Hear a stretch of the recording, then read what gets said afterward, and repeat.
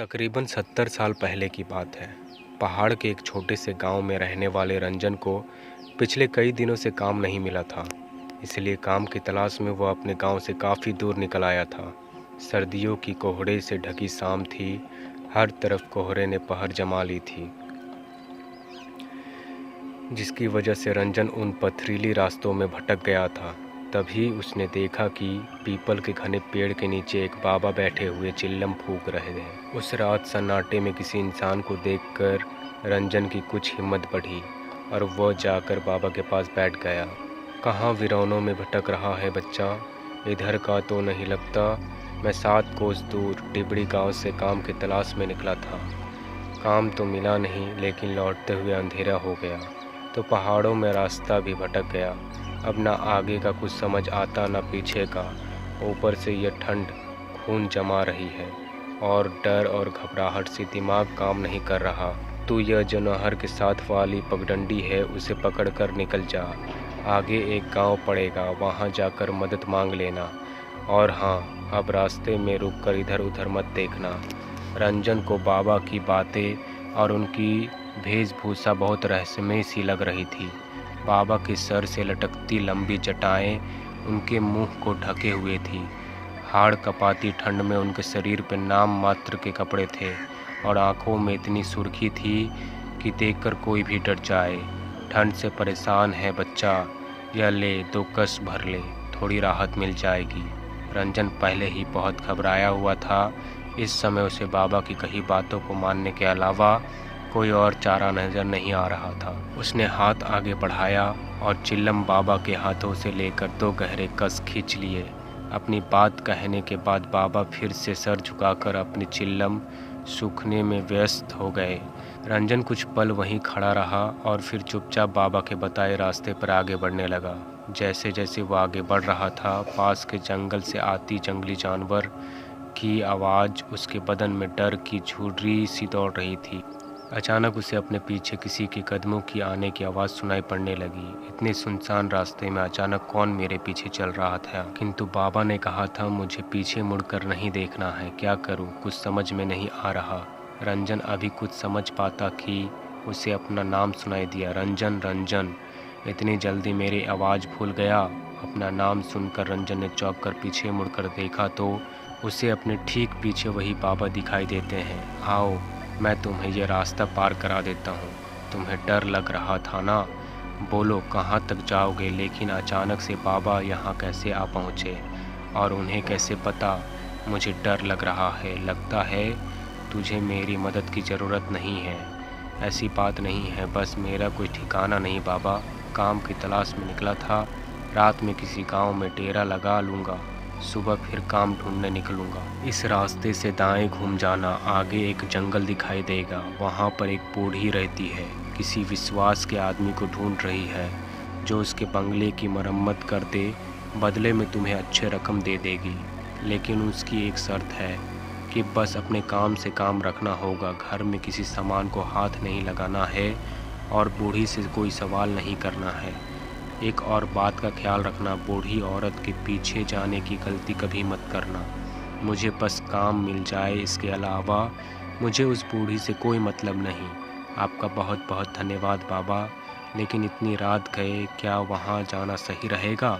तुम जाओ, वो बुढ़िया रातों को सोती नहीं, तुम्हें वह तुम्हारा इंतज़ार करते मिलेगी। रंजन को बाबा और उनकी बातें अब भी और रहस्यमय लग रही थी, लेकिन इस समय उसके पास ना तो रात गुजारने का कोई साधन था, ना काम का ठिकाना।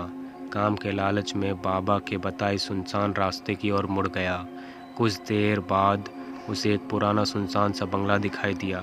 बंगले को देखकर ऐसा लगता तो नहीं यहाँ कोई रहता होगा। जैसे ही रंजन बंगले के दरवाजे के सामने पहुँचता है, वह दरवाज़ा खुद ब खुद खुल जाता है और उसके सामने काले घाघरे और चुनरी से मुंह छुपाई एक बूढ़ी औरत दिखाई देती है। कौन हो? यहाँ क्या करने आए हो? माई, आपको मिस्त्री की ज़रूरत है? मैं आपका काम पूरा कर दूंगा, बस काम की तलाश में यहाँ आया हूँ। हाँ ठीक है, मुझे ज़्यादा सवाल करने वाले लोग पसंद नहीं, बातें नहीं, बस काम पर ध्यान देना। जी समझ गया। और मेरी दिहाड़ी पैसों की तू चिंता मत कर, तेरी इच्छा से ज़्यादा ही मिलेगा। बूढ़ी उसे अपने साथ बंगले के अंदर ले जाती है। अंदर का माहौल कुछ अजीब था। पूरे घर में अजीबोगरीब सी चीज़ें दिखाई दे रही थी। जगह जगह छोटे छोटे आईने लटके दिखाई दे रहे थे और उन आईनों के साथ अलग आकार के काले कपड़े से बनी गुड़िया लटकती हुई दिखाई दे रही थी। उन सभी गुड़ियों को देखकर रंजन को कुछ अजीब सी सिहरन महसूस हो रही थी। काली गुड़िया की आंखों के आसपास लाल रंग टपकता दिखाई दे रहा था, जिससे वह बहुत भयानक दिखाई दे रही थी। यह घर अजीब सा क्यों महसूस हो रहा था मुझे, इतने अजीबोगरीब सामान। लेकिन बुढ़िया ने कहा है कि कोई सवाल नहीं करना, इसीलिए अपने मन की शंका मन में दबाए रंजन बंगले के उस भाग में पहुंच जाता है जहां पर उसे मरम्मत का काम करना था। बुढ़िया ने उसे रात में ठहरने का एक कमरा दिखा दिया और अगले ही दिन से काम शुरू करवा दिया। इस आंगन को खोदकर यहाँ पर एक पक्का कुआं बनाना है, कर पाओगे, मेहनत का काम है। और हाँ, इसके आसपास चारों ओर दीवार बनाकर घेरा भी करना है। रंजन खुशी खुशी काम करने के लिए तैयार हो गया था। दिन भर बिना मुंह से चू की आवाज़ किए वह अपने काम में लगा रहता। बदले में बुढ़िया उसे दुगनी मजदूरी और दोनों टाइम का खाना खिला देती। एक सप्ताह के बाद काम पूरा हो गया। यह ले तेरा हिसाब। डिमरी गांव से आया है ना तू? हाँ, डिमरी से ही आया हूँ, लेकिन आपको कैसे पता? रंजन की बात सुनकर बुढ़िया ने गुस्से से उसकी ओर देखा। बोला था ना, कोई सवाल नहीं। सुन, मेरा एक काम करेगा। तेरे गांव में एक आदमी रहता है, सज्जन सिंह, जानता है? उसे जानता तो नहीं हूँ, लेकिन उसकी गांव में एक बड़ी दुकान है, इसीलिए नाम सुना है। उसका मेरा दूर का रिश्तेदार है, उस तक कुछ सामान पहुंचाना है। तुझे इस काम के बदले में थोड़े पैसे और दे दूंगी, करेगा ना? रंजन खुशी खुशी बुढ़िया का सामान पड़ोस के गांव तक पहुंचाने को तैयार हो जाता है। बुढ़िया ने एक पोटली बांधकर उसे थमाई और कुछ पैसे देकर विदा कर दिया। रंजन ने एक सप्ताह काम करके अच्छा धन इकट्ठा कर लिया था। पोटली लेकर वह सज्जन सिंह के घर पहुंच जाता है। जी, क्या आप ही सज्जन सिंह हो? सज्जन सिंह के लिए यह सामान उनकी किसी जानने वाली ने भिजवाया है। कहाँ से आए हो? किसने भिजवाया है? मुझे ज़्यादा जानकारी नहीं है। मैं कुछ दूर काम करने गया था, वहीं एक बुढ़िया मिली जिसने यह सामान आपको देने के लिए कहा। सज्जन सिंह हैरानी से वो पोटली खोल कर देखता है तो उसकी चीख निकल जाती है। तुरंत ही वो उस पोटली को वापस बांधता है और उसे वापस पकड़ा देता है। इसे तुरंत वापस देकर आओ। जिसने तुझे ये दी है यह मेरा सामान नहीं है, और खबरदार अगर आज के बाद यहाँ दिखाई दिया, मुझसे बुरा कोई नहीं होगा। सज्जन सिंह को गुस्से में देखकर रंजन पोटली लेकर अपने घर आ जाता है। आजकल किसी के साथ भलाई करने का ज़माना ही नहीं। इतनी दूर से मैं ये पोटली ढोकर लेकर आया और यहाँ आकर उस बुढ़े ने सामान लेने से इनकार कर दिया। कहता है मैं तुरंत जाकर उसे वापस करके आऊँ। अरे छोड़िए ना, आपको क्या ज़रूरत है वहाँ जाने की? इसमें जो भी सामान है उसे हम रख लेते हैं। कोई मूर्ख ही होगा ना जो इतनी दूर ये सामान लौटाने जाएगा। पागल मत बन, हमें इसे खोलने की भी ज़रूरत नहीं है। जो भी सामान है हम वापस कर देंगे, बस जो अपना नहीं वह मिट्टी। रंजन की पत्नी को जानने की उत्सुकता थी। वह हर हाल में देखना चाहती थी कि इस पोटली में बुढ़िया ने क्या कीमती सामान दिया है। इसलिए रात को रंजन के सोने के बाद वो पोटली खोल देती है। पोटली देखकर उसके पैरों के नीचे से ज़मीन निकल जाती है। इस पोटली में तो बड़ा ही अजीब सा जादू टोने का सामान रखा हुआ है। भगवान कहीं, इसीलिए तो उस बुढ़े ने यह सामान इनसे वापस करने को कहा था। और यह क्या, इस काली गुड़िया ने तो हूबहू मेरे जैसे कपड़े पहने हुए हैं। उर्वशी पसीने से तरबतर हो गई। अगली सुबह, सुनिए जी, ये पोटली उस बुढ़िया को वापस देकर आइए, और चाहे जो हो जाए आप वहाँ एक पल को भी ठहरना मत। तूने ये पोटली खोली थी क्या? नहीं, मैंने कुछ नहीं देखा, बस तुम ये वापस देकर आओ। रंजन वो पोटली लेकर घर से निकलकर अभी कुछ ही दूर पहुँचा था कि सज्जन सिंह के घर से रोने की आवाज़ें सुनाई दी। अरे भाई, बड़ी बुरी मौत हुई सज्जन काका और उसकी पत्नी की। लगता है किसी ने मारकर फांसी पर लटका दिया हो। लेकिन हैरानी की बात तो यह है कि कमरा अंदर से बंद था। ऐसा कैसे हो सकता है भाई? मुझे तो कुछ ऊपर का चक्कर लग रहा है।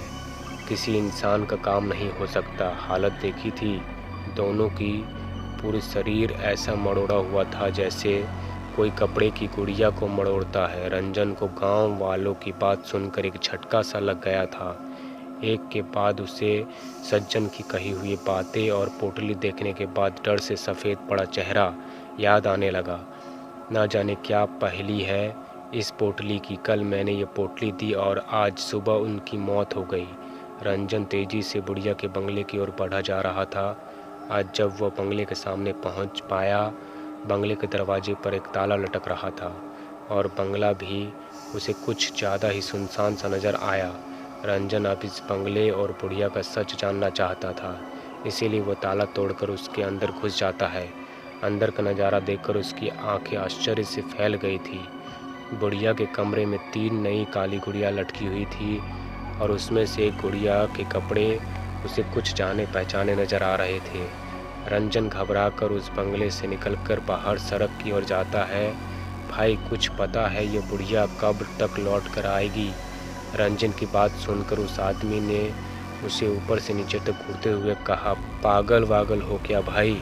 ऐसा क्यों कह रहे हो? भैया, यहाँ कोई नहीं रहता। 50 साल से लटका है यह ताला। और हाँ, भूत बंगला यह रात के समय भटकना भी नहीं उसके आसपास। उस आदमी की बात सुनकर रंजन की रीढ़ में ठंडक दौड़ने लगी। भाई, मेरे दादा कहते थे कि डायन का बंगला है ये, इसमें वह तरह तरह के टोटके टोना किया करती थी। एक तांत्रिक था जिसने इस डायन की चोटी काट कर इसे जला दिया था। तब से यह बंगला ऐसे ही पड़ा हुआ है। कहते हैं आज भी रात के समय इस रास्ते से गुजरने वाले लोगों को वो डायन दिखाई दे जाती है और उस तांत्रिक का पता पूछती है। अपने सूखते हलक से रंजन ने अपना आखिरी प्रश्न किया, तांत्रिक कहाँ रहता है? वह तांत्रिक कुछ मदद कर पाओगे क्या भाई? सुना है उसने इस डायन को मारने के बाद ये काम छोड़ दिया और दूर किसी गांव में जाकर बस गया। उसकी पहचान अब किसी को नहीं पता। बातें करते हुए रंजन बंगले से कुछ दूर तक आ गया था। आदमी के जाने के बाद अब मुझे ये पहली समझ में आ रही है। ज़रूर सज्जन सिंह वही तांत्रिक है जिसे वो बरसों से ढूंढ रही थी और उसे मारने के लिए उसने मुझसे इस पोटली में ज़रूर कोई तंत्र का सामान भिजवाया था जिससे सज्जन सिंह और उसकी पत्नी की जान ले ली। लेकिन अब मैं इस पोटली का क्या करूं? रंजन कांपते हाथों से उसे पोटली को उठाकर जंगल की ओर फेंक कर अपने गांव लौट आता है। गांव आने के बाद उसने अपने घर का दरवाज़ा खोला तो उसे उसकी पत्नी भी सज्जन सिंह की तरह रहस्यमयी हालत में फंदे से लटकी हुई दिखाई देती है। पत्नी के जाने से रंजन पूरी तरह टूट गया था। वह हर पल उर्वशी की मौत का जिम्मेदार मान रहा था खुद को। आधी रात का समय था। रोते रोते शायद रंजन की आंख लग गई थी। तभी उसे अपने दरवाजे पर दस्तक सुनाई देती है। रंजन दरवाज़ा खोलता है तो उसके सामने फिर से वही मनहूस पोटली रखी दिखाई देती है। डर से रंजन पसीना पसीना हो रहा था। घबराकर वो इधर उधर देखता है। कुछ ही दूर पर पेड़ के पीछे एक काले कपड़े वाली बुढ़िया घूंघट के पीछे से झांकती हुई उसे नज़र आती है, क्योंकि जो पीछा छोड़ दे वो डायन नहीं। यह कहानी आप लोगों को कैसी लगी हमें कमेंट करके ज़रूर बताएं। ऐसी और भी कहानियाँ सुनने के लिए हमारे चैनल स्टोरी हंगर को सब्सक्राइब करें। Thank you.